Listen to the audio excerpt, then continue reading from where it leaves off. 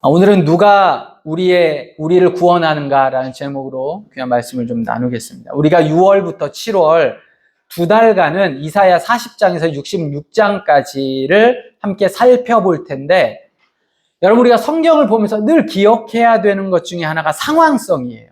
뭐라고요? 상황성. 그러니까 우리가 1차 독자가 아니에요. 1차 독자는 누구예요? 당시 이스라엘 백성이에요. 이 이스라엘 백성들이 처해 있는 상황, 그 시대 상황을 우리가 알 때 성경뿐 아니라 문학도 그렇고요, 비문학도 그렇고 그 글이 쓰여진 배경을 아는 게 굉장히 중요합니다. 어떤 분이 지난주 설교를 유튜브로 들었어요. 그리고 나서 이렇게 얘기를 하는 거예요. 강남에서 그때 돈가스 입천장 다 됐을 때 그 누구를 만났는지 자기 알겠다는 거예요. 내가 누구라고 전혀 얘기를 안 했는데, 그랬는데 그 사람이 뭐라고 이야기를 하냐면, 몇 가지 정황을 보니 이 사람이죠. 그래서 제가 깜짝 놀랐어요. 그러니까 그게 바로 배경 지식인 거예요. 그러니까 내가 아는 만큼 보이고 들리는 거죠. 그러니까 그 정황상 이렇게 된 거 보니 이 사람인 것 같다라고 얘기를 하는 거예요. 그러니까 배경이나 사전 지식이 있으면 훨씬 잘 보이고 이해하게 됩니다. 한순간에 모든 것들을 다 알 수는 없잖아요. 그러니까 조금씩 이사야의 배경을 같이 좀 제가 이야기하며 매주 설교를 좀 진행하도록 하겠습니다. 자, 지난 시간을 우리가 잠깐 돌아보면 이사야는 몇 장을 기준으로 크게 나뉘어져요? 40장을 기준으로 나뉘어져요. 앞에 6장부터 39장까지는 아수르, 40장부터 뒤로는 바벨론. 근데 조금 더 디테일하게 가자고 하면 56장부터 66장은 이제 페르시아 이야기가 등장을 하게 됩니다. 또 40장 바로 전에 히스기야 내러티브가 있었어요. 이야기가 있었어요. 자, 히스기야는 이스라엘 남유다의 선한 왕이 몇 명? 8명. 그렇죠. 와이프는 2명이라고 그래서 틀렸는데 신랑이 8명이라고 해서 맞았습니다. 자, 그 8명의 선한 왕의 3가지 기준이 뭐예요? 첫 번째,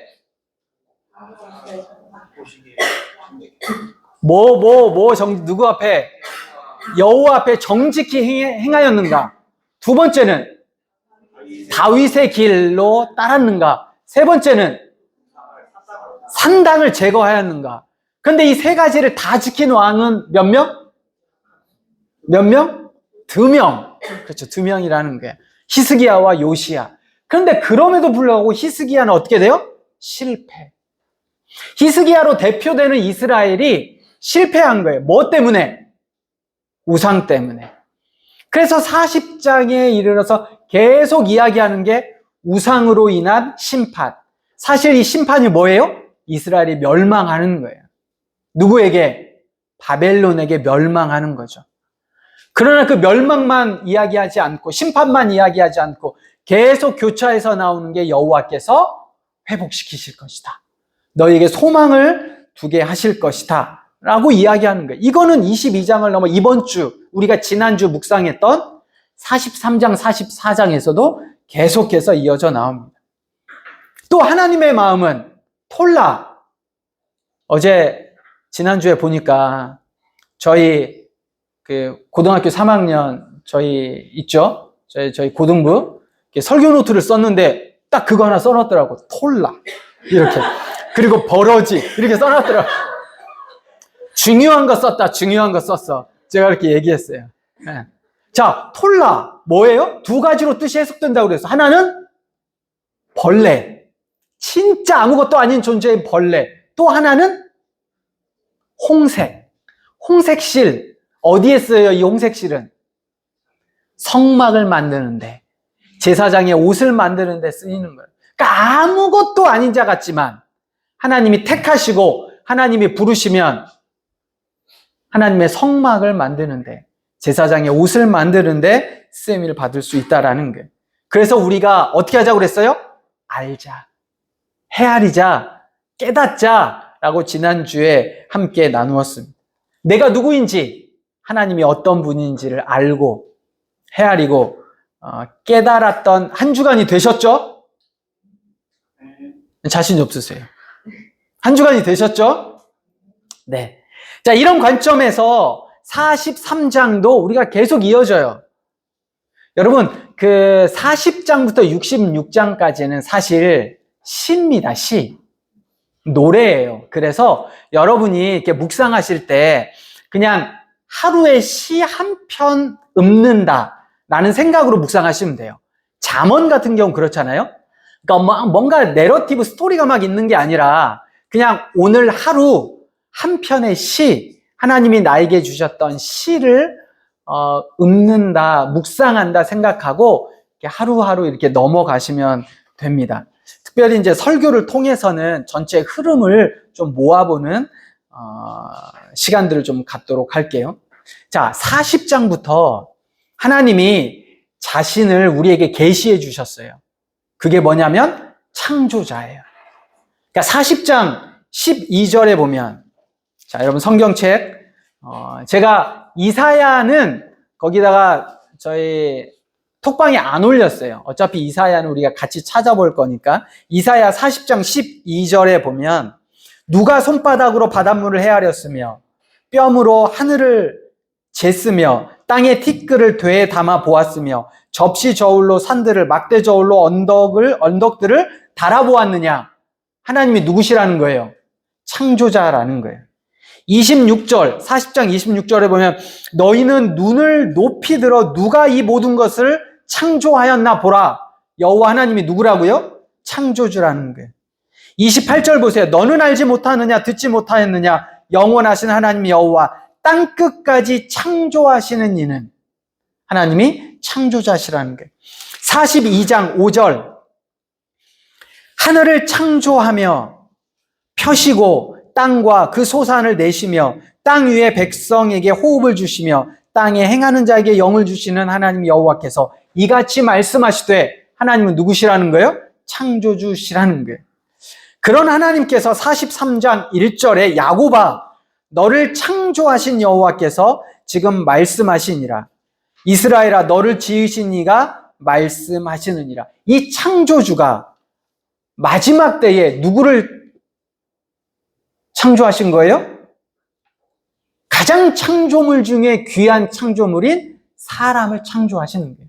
온 세상을 창조하신 이분이 결국 마지막엔 누구를 향해 나아가요?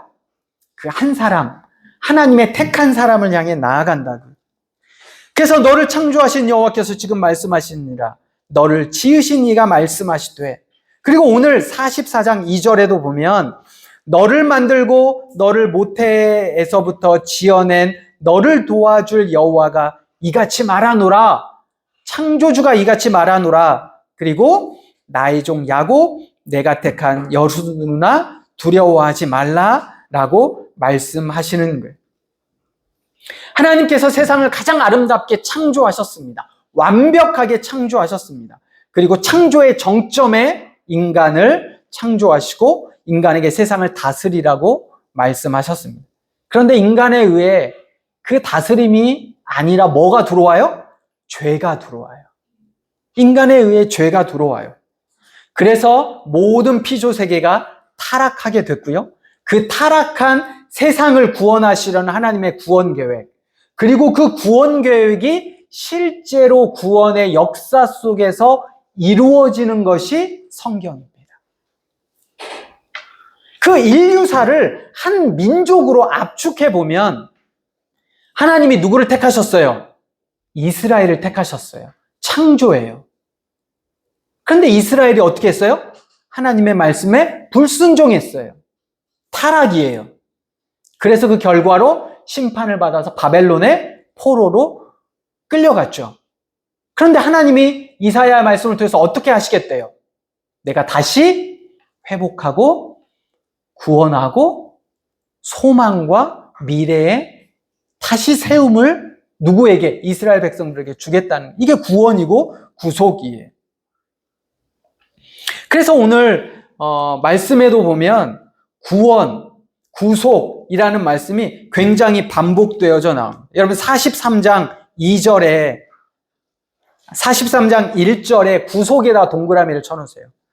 43장 1절에 구속하였고 43장 3절에 내 구원자임이라 동그라미 쳐놓으시고 43장 11절에 보면 나 외에 구원자가 없느니라 12절에 보면 구원하였으며 43장 14절에도 너희의 구속자여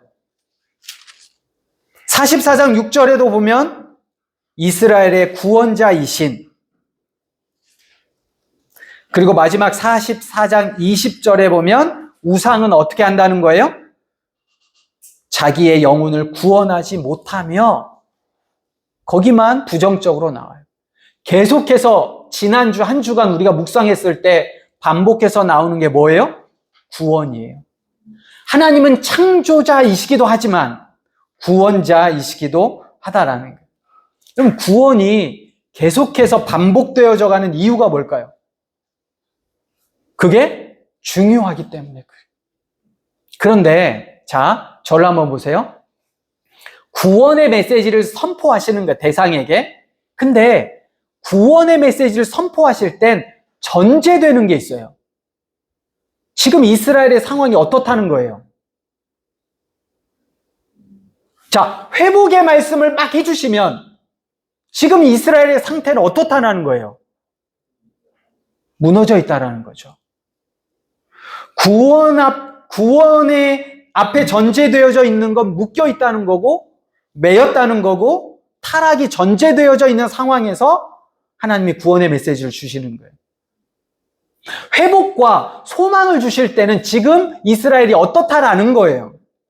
무너져 있고, 손상 입고, 파괴되어져 있다라는 것이 전제되어져 있다는 거죠. 그래서 사실 이스라엘 백성들의 지금 상태는 바벨론의 포로로 잡혀와 있는 거예요. 바벨론에. 여기에서 우리 꼭 한 가지를 여러분 배경을 알고 가야 되는 상황인데 오늘 말씀에 44장 뒤에도 이제 나온단 말이죠.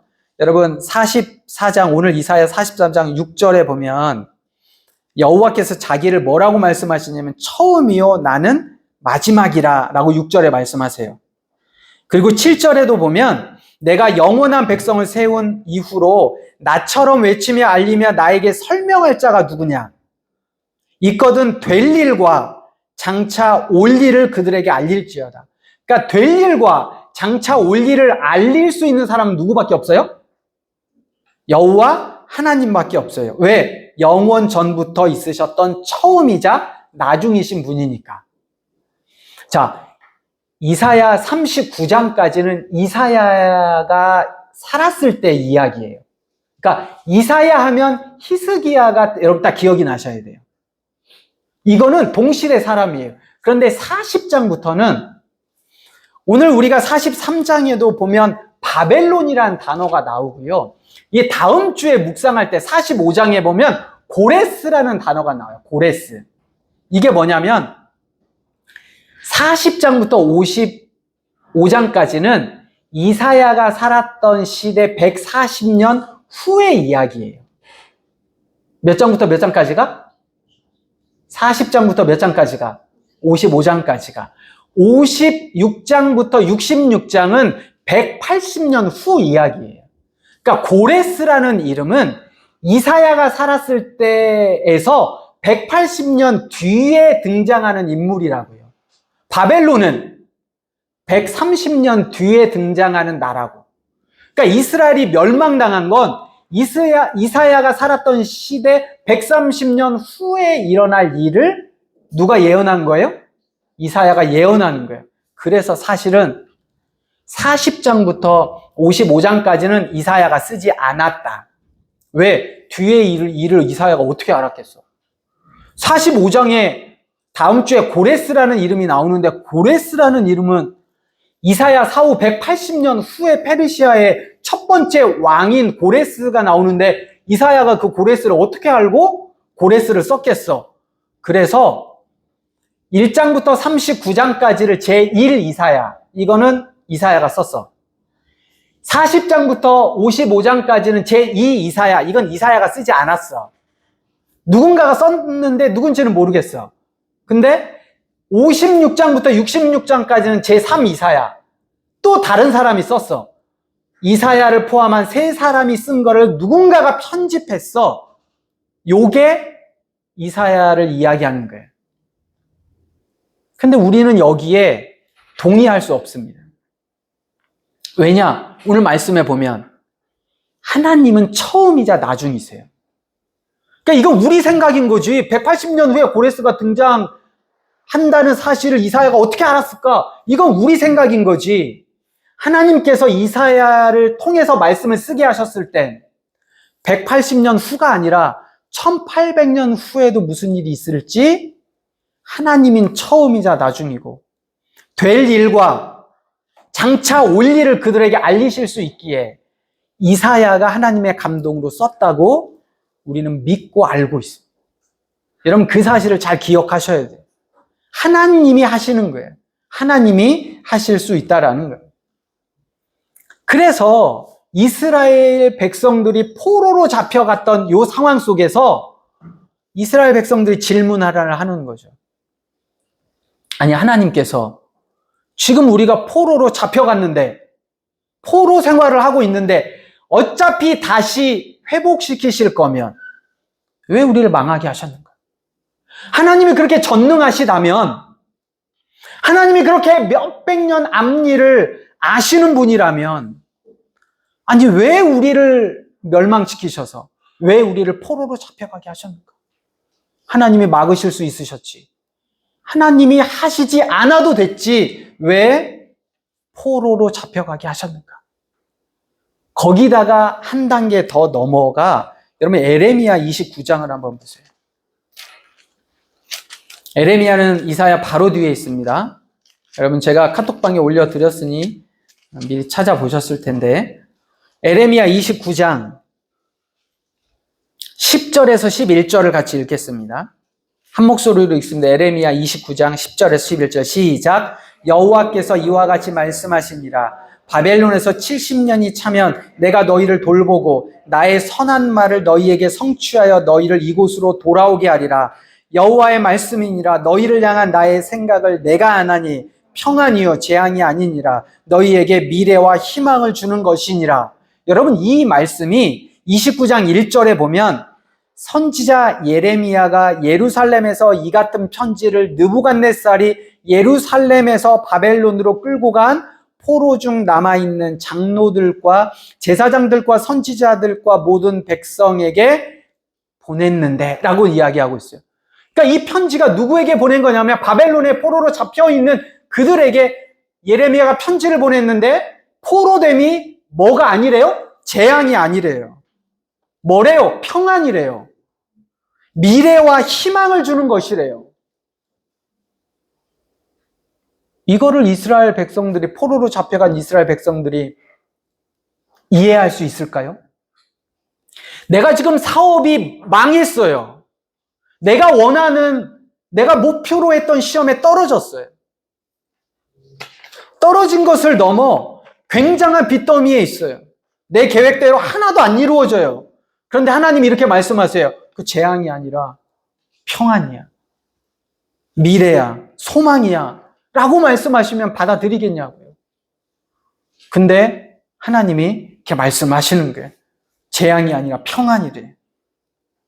그리고 또 10절에 말씀하셨죠. 70년이 차면 내가 너희를 다시 되돌아오게 하겠다라는 거예요.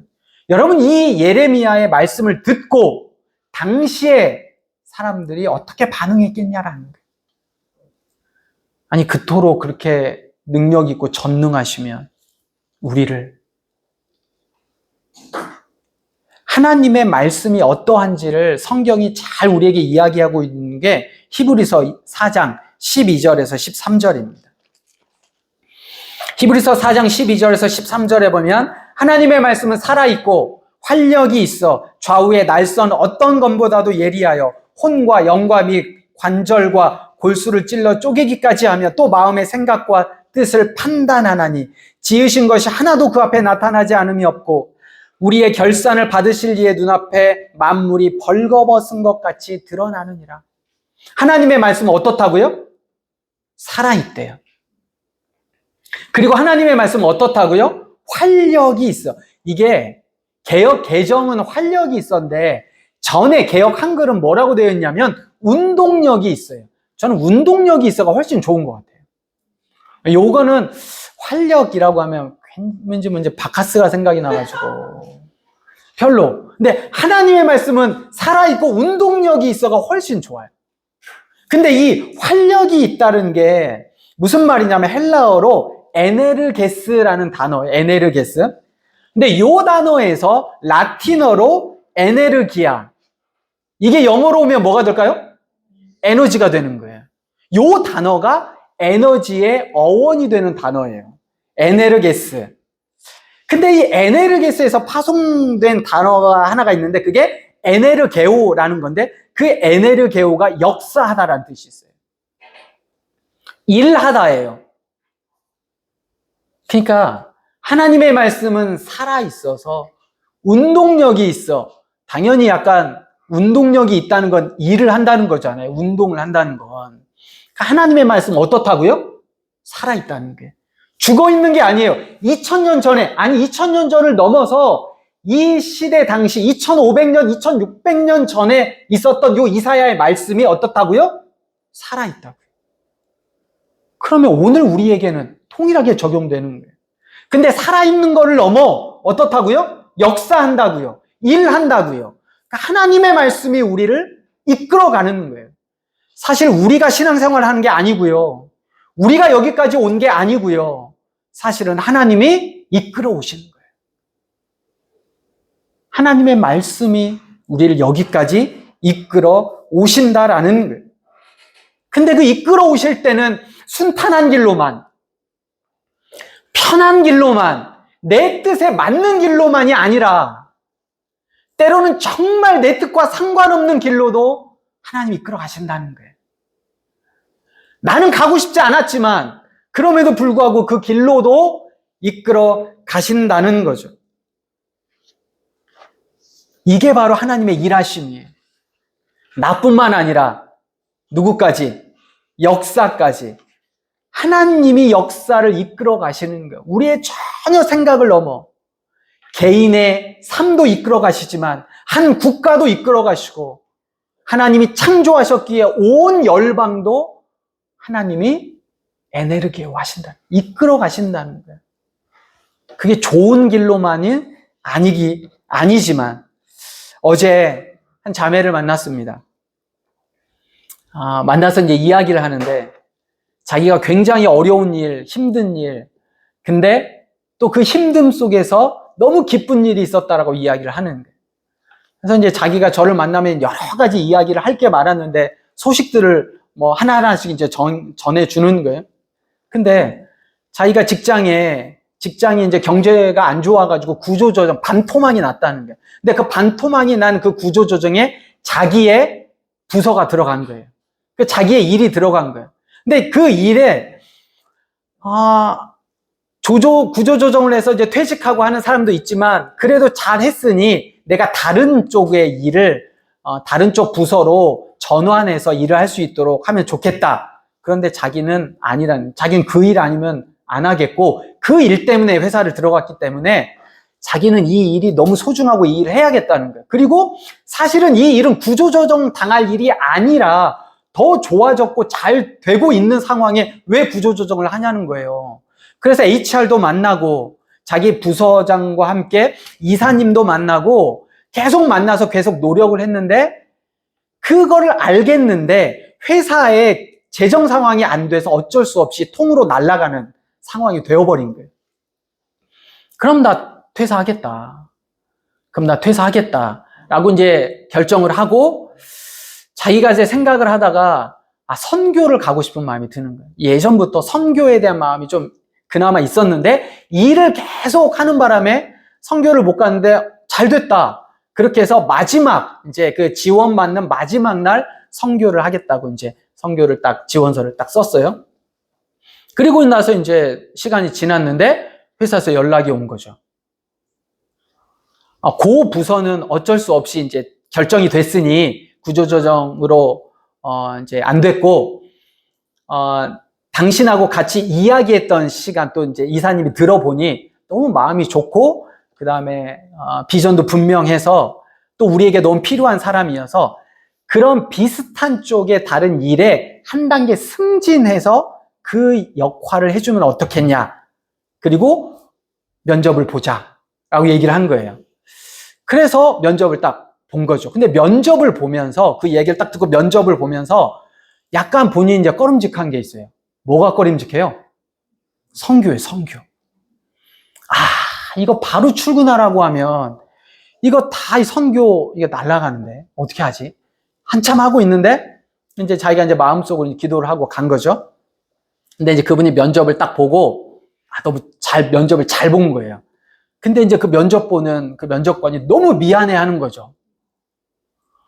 그 부서가 아직 정리가 안 돼서 네가 거기를 가려면 한 달 정도 시간이 좀 더 있을 것 같다. 너무 미안하다. 근데 한 달 정도만 기다려주면 이쪽 부서가 인사 조치와 조정을 좀 한 다음에 그때 다시 출근할 수 있도록 해주겠다. 그 이야기를 들었는데 소름이 너무 끼쳤다. 그러면서 본인이 자기가 처음으로 하나님의 일하심을 경험했다라고요. 그래서 저는 속으로 네가 하나님의 일하심을 경험한 게 처음이 아닐 거야. 분명히 하나님은 여러 상황, 캠퍼스 때도 그렇고 졸업한 이후로도 하나님의 일하심이 있었을 건데 사실 네가 잘 느끼지 못했지 이번이 처음 일하심이 아니었을 거야 라고 제가 속으로만 생각을 했단 말이죠. 그 이야기를 들으면서 오늘 설교 말씀 제가 준비한 것과 너무 잘 맞는 거예요. 하나님의 일하심이 있어요. 하나님의 일하심이. 우리가 다 알 수는 없지만 우리가 다 인식하고 느끼지 못하지만 하나님의 일하심이 있어요. 근데 그 일하심은 내가 원하는 대로만이 아니에요. 근데 내가 때로는 가기 싫은 길도 아니면 너무 힘든 터널과 같은 길로도 하나님이 이끌어 가신다라는 거예요. 여러분 이사야 40장 이하에 우리가 주목해야 될 한 단어가 있는데 그게 야곱이에요.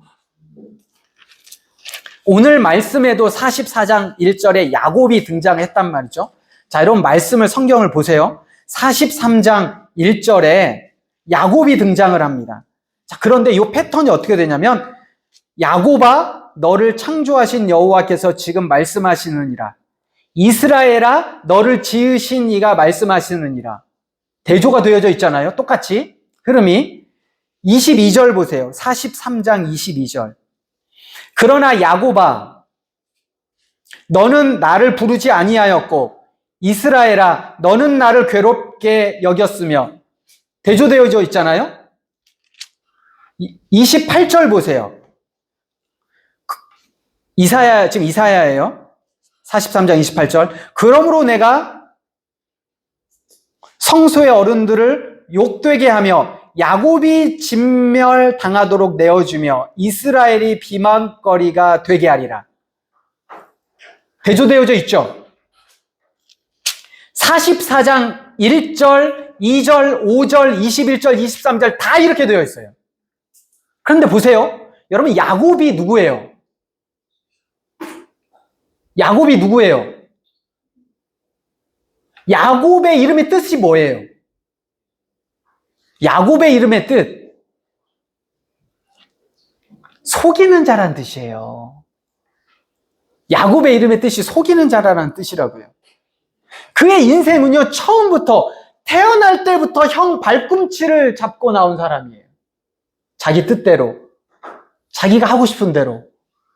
그 자기 형을 속여서 장자권을 얻었어요. 자기 아버지 속여가지고 팥죽을 얻었어요. 자기 라반 외삼촌, 자기 장인 속여가지고 또 양을 얻었어요. 평생 누군가 속이며 살았어요. 속이면서 살았을 뿐만 아니라 속으면서 살았어요. 자기 외삼촌 라반에게 속아가지고 20년 동안 또 결혼했는데 레아가 아닌 라헬 라헬이 아닌 레아 속아가지고 살았던 사람이에요. 나중에 장인을 믿을 수가 없어가지고 20년 만에 자기 고향으로 오잖아요. 그런데 뭐가 두려워요? 형 에서가 두려워요. 형을 만나는데 믿을 수가 없어요. 그래서 두려워하던 그 야곱이 야복강가에서 누구를 만납니까? 하나님을 만나요. 이 말씀을 같이 찾아볼 거예요. 창세기 32장. 창세기 32장 22절에서 30절입니다. 창세기 32장 22절에서 30절입니다. 좀 길지만 여러분 너무 중요한 말씀이어서 같이 한 목소리로 교독합니다. 시작. 밤에 일어나 두 아내와 두 여종과 11 아들을 인도하여 야복 나루를 건널세. 그들을 인도하여 시내를 건너가게 하며 그의 소유도 건너가게 하고, 야곱은 홀로 남았더니 어떤 사람이 날이 새도록 야곱과 씨름하다가 자기가 야곱을 이기지 못함을 보고 그가 야곱의 허벅지 관절을 치매 야곱의 허벅지 관절이 그 사람과 씨름할 때에 어긋났더라. 그가 이르되 날이 새려하니 나로 가게 하라. 야곱이 이르되 당신이 내게 축복하지 아니하면 가게 하지 아니하겠나이다. 그 사람이 그에게 이르되 내 이름이 무엇이냐? 그가 이르되 야곱이니이다. 그가 이르되 내 이름을 다시는 야곱이라 부를 것이 아니요 이스라엘이라 부를 것이니 이는 내가 하나님과 및 사람들과 겨루어 이기었음이니라. 야곱이 청하여 이르되 당신의 이름을 알려주소서. 그 사람이 이르되 어찌하여 내 이름을 묻느냐 하고 거기서 야곱에게 축복한지라.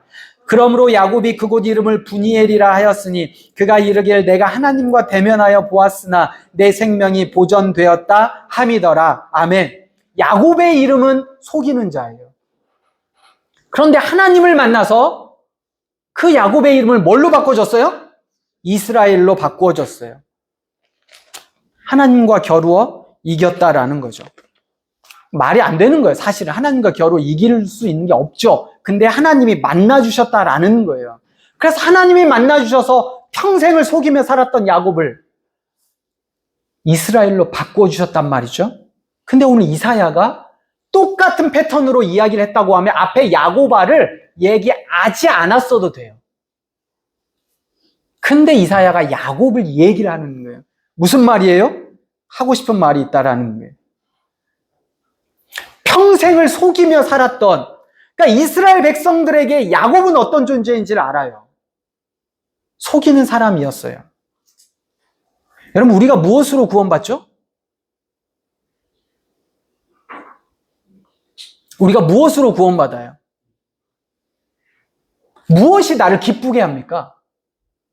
여러분의 인생의 목표가 뭐예요? 여러분은 어디에서 기쁨과 은혜와 만족을 얻어요?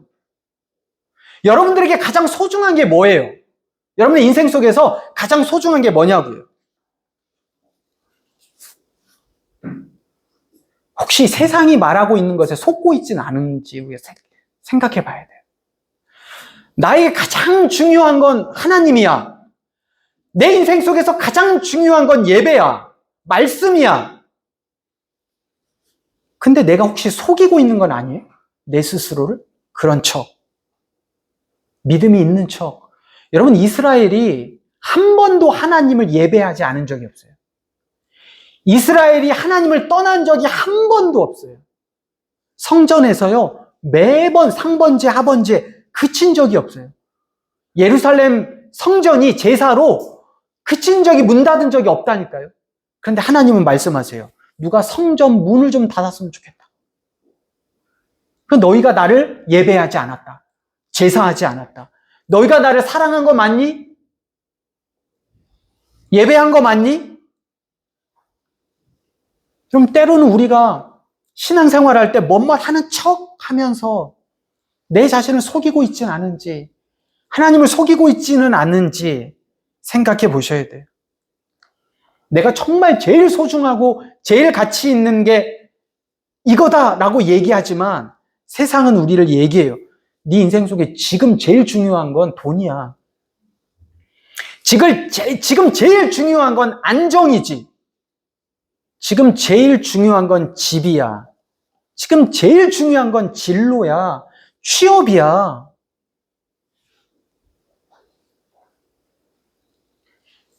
회사가 구조조정으로 자리를 잃을 때 나에게 제일 중요한 게 뭔지, 결혼을 앞두고 있을 때 나에게 제일 중요한 게 뭔지.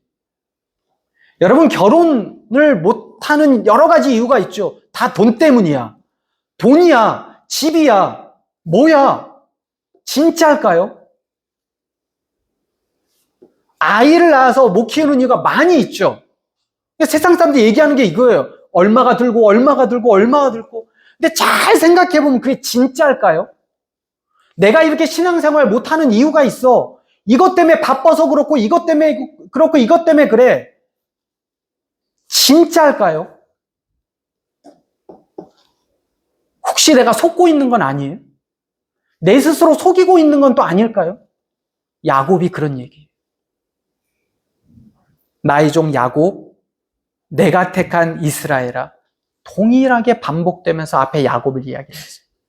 다 똑같아요. 오늘 집에 가서 야곱을 한번 찾아보시고 그 야곱 뒤에 반드시 이스라엘아가 나오는데 앞뒤 문맥이 다 똑같다라는 거예요. 여러분, 말씀을 마무리합니다.